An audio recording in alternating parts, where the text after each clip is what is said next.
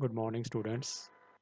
In our DME class, we were discussing sliding contact bearings, and yesterday we were doing this numerical. This numerical is very important from your subject point of view. So let's do this numerical. First of all, we just understand the statement. Design a journal bearing for a centrifugal pump from the following data. So the application of the journal bearing will be in centrifugal pump. Load on the journal 20,000 Newton. Speed of the journal 900 rpm. Type of the oil SAE10 for which the absolute viscosity at 55 degrees C 0.017. This is oil temperature. It can be written as TO and TO is 55 degrees C. And this is viscosity. It is written as Z and Z is given by 0.017 kg per meter second. Ambient temperature of oil 15.5. So this is ambient temperature. It is represented by TA. Maximum bearing pressure. Pressure is given 1.5 Newton per square mm. Calculate also mass of lubricating oil required for artificial cooling.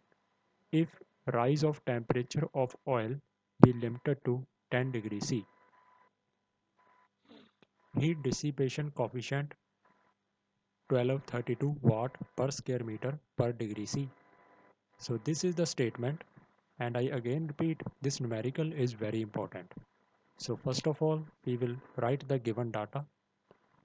Load on the bearing 20,000 Newton, RPM is 900, oil temperature is 55 degrees C, viscosity of oil is 0.017, ambient temperature 15 degrees C, pressure 1.5, temperature, the rise of temperature of the oil 10 degrees C, and heat dissipation capacity, heat dissipation coefficient C 1232 watt per square meter per degree C.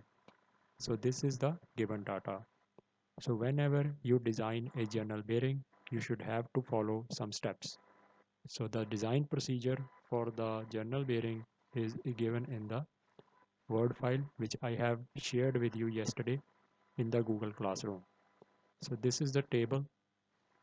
From this table, we will select the application for which our journal bearing is used.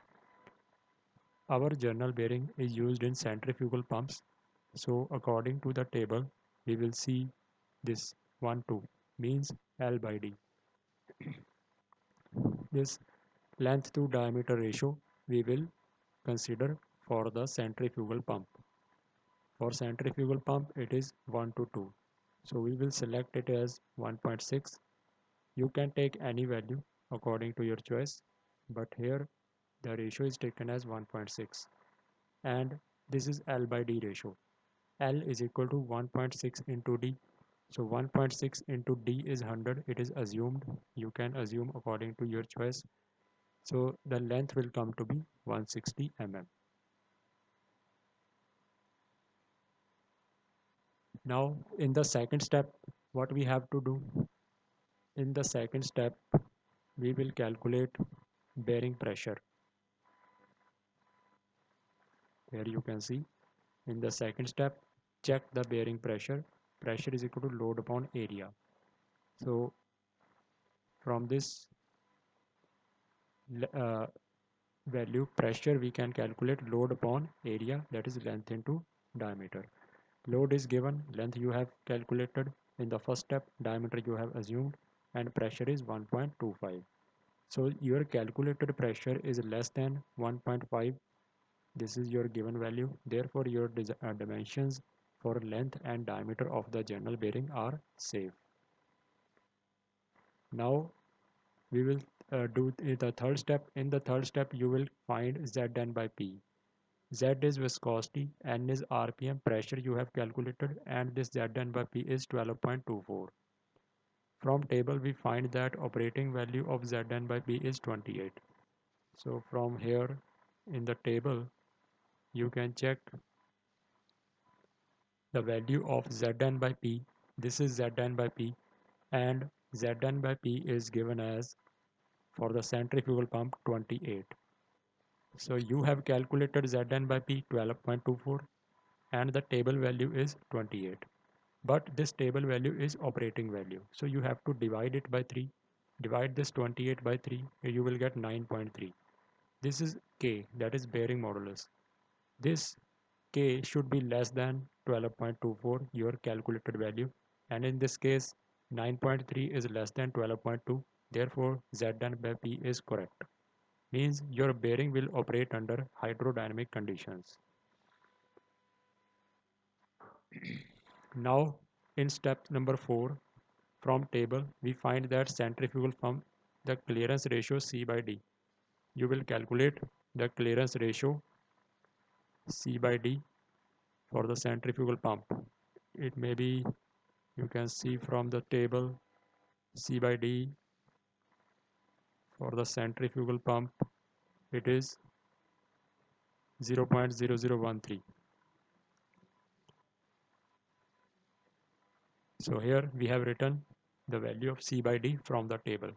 In the fifth step, you will calculate coefficient of friction. This is the formula. Put the value of Zn by P you have calculated, D by C you have calculated in the fourth step, and K. K is always 0.002. It is a constant, it is factor to correct the end leakage. From this, you will calculate the coefficient of friction mu, and it comes out to be 0.0051. So in step number 6, you will calculate heat generated in the bearing. Heat generated is given by mu WV. Mu mu you have calculated in the previous step. W is given to you. V is velocity, that is pi dn by 60. Put the values and you will get heat generated. Now in step number 7, you will find heat dissipated, that is QD. It is equal to Ca Tb minus Ta. This Tb minus Ta is equal to half of To minus Ta. That is oil temperature minus ambient air temperature. This is bearing temperature and this is ambient air temperature. So Tb minus Ta is half of To minus Ta. From this To minus Ta, you will calculate Tb minus Ta and put the value of Tb minus Ta in this equation. C value is given to you 1232, and length and diameter area you have calculated in the first step, and this is 19.75, that is Tb minus Ta, and this is your heat dissipated, and it comes out to be 389.3 watt. So from here we can see that your heat generated, that is 480, is greater than heat dissipated. Therefore your bearing will heat up. And what is the difference is 19.4. This extra heat has to be eliminated by use of artificial cooling. So in the last step we will find mass of lubricating oil required for artificial cooling. So we will apply the formula, that is heat taken away by the oil, Qt is equal to mst. M is the mass of the oil, S is the specific heat of the oil, T is the rise in temperature of the oil, which is given to you. So heat to be taken is 91.4. Mass you have to find. Specific heat you can take it from 18402 to 2100. You can take it from data book. So we will put the value here for the S, and T is 10.